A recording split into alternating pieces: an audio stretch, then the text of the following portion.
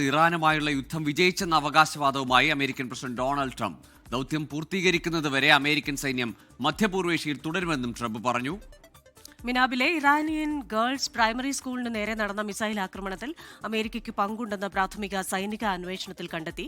Arab രാജ്യങ്ങൾക്ക് നേരെ Iran നടത്തുന്ന ആക്രമണങ്ങളെ അപലപിച്ച് ഐക്യരാഷ്ട്രസഭ രക്ഷാസമിതി പ്രമേയം പാസാക്കി.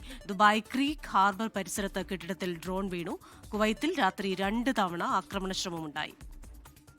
മുഹമ്മദ് റഹീസ് ദുബായിൽ നിന്ന്, ഒപ്പം മധു കൊട്ടാരക്കര ന്യൂജേഴ്സിയിൽ നിന്ന്, ജലീൽ കണ്ണമംഗലം സൗദിയിൽ നിന്നും ചേരുകയാണ്. ആദ്യം മുഹമ്മദ് റഹീസിലേക്കാണ്. ദുബൈയിൽ നിന്ന് റഹീസ്, ഇന്നലെ കനത്ത ആക്രമണം പലയിടങ്ങളിലും ഉണ്ടായി. ദുബൈയിൽ കൂടുതൽ ആളുകൾക്ക് പരിക്കേൽക്കുന്ന നിലയിലേക്കുള്ള ആക്രമണങ്ങൾ ഉണ്ടാകുന്നു. എന്താണ് വിവരങ്ങൾ?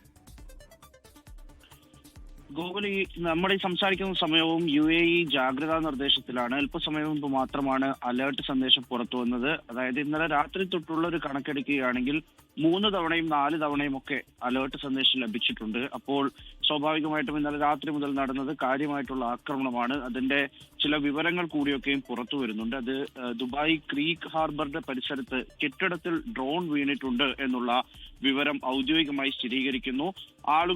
ആളുകളെയൊക്കെയും ആ കെട്ടിടത്തിൽ നിന്നും ഒഴിപ്പിച്ചിട്ടുണ്ട്. അതിന്റെ ഒരു ദൃശ്യം പുറത്തുവിട്ടിട്ടുണ്ട്. ഈ മീഡിയ ഹൗസ് തന്നെ അതിന്റെ ഒരു ദൃശ്യം പുറത്തുവിട്ടിട്ടുണ്ട്. അതിൽ കാര്യമായി തീപിടുത്തം അത് അണച്ചു കഴിഞ്ഞിട്ടുള്ള ദൃശ്യങ്ങളാണ് പുറത്തുവിട്ടിരിക്കുന്നത്.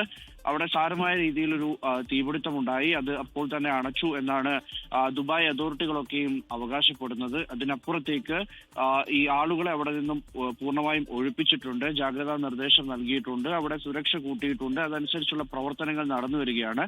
എന്നാലും ദുബായിയെ സംബന്ധിച്ചിടത്തോളം, പ്രത്യേകിച്ച് UAE സംബന്ധിച്ചിടത്തോളം ഇന്നലെ രാത്രി മുതൽ കനത്ത രീതിയിലുള്ള ആക്രമണം നടക്കുന്നു, അത് ചെറുക്കുന്നു എന്നുള്ള വിവരങ്ങൾ തന്നെയാണ് പുറത്തു വരുന്നത്. കുവൈറ്റിനെ സംബന്ധിച്ചിടത്തോളം അത് അങ്ങനെ തന്നെയാണ്.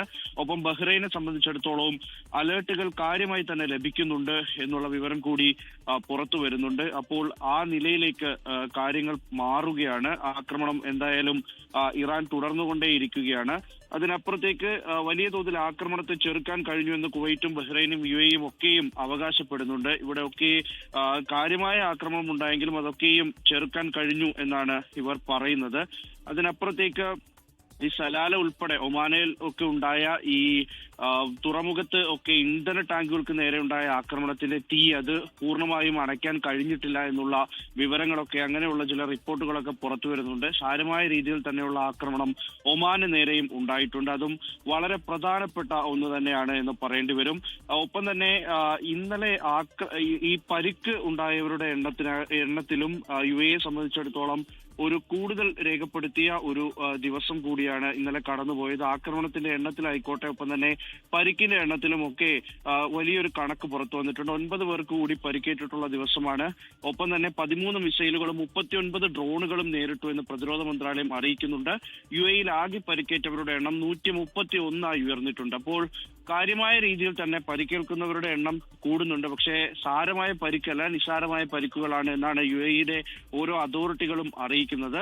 എന്തായാലും രാത്രിയും സമാനമായ രീതിയിൽ കാര്യമായി കഴിഞ്ഞ ദിവസങ്ങളിൽ ഉണ്ടായ പോലെയുള്ള ആക്രമണങ്ങൾ നടക്കുന്നുണ്ട്. അതിനിടയിൽ ഈ UN-ലൊക്കെയും UAE തങ്ങളുടെ നിലപാട് വീണ്ടും ആവർത്തിച്ച്, ഗൾഫ് രാജ്യങ്ങൾ ഒന്നാകെ അവരുടെ നിലപാട് ആവർത്തിച്ച് പറയുന്നുമുണ്ട്. അതിനിടയിൽ ആക്രമണത്തിന്റെ തോത് കുറയ്ക്കാൻ ഒരു നിലയ്ക്കും ഇറാൻ തയ്യാറാകുന്നുമില്ല.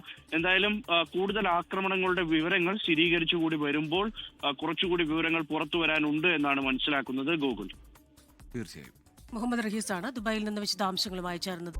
ലോകത്തെവിടെയായാലും ഏത് സമയത്തും 24 വാർത്തകളും ഓഗ്മെന്റഡ് റിയാലിറ്റി പാക്കേജുകളും എക്സ്പ്ലെയിനറുകളും വിശദമായി കാണാൻ ഞങ്ങളുടെ YouTube ചാനൽ നിങ്ങൾക്ക് സബ്സ്ക്രൈബ് ചെയ്യാം.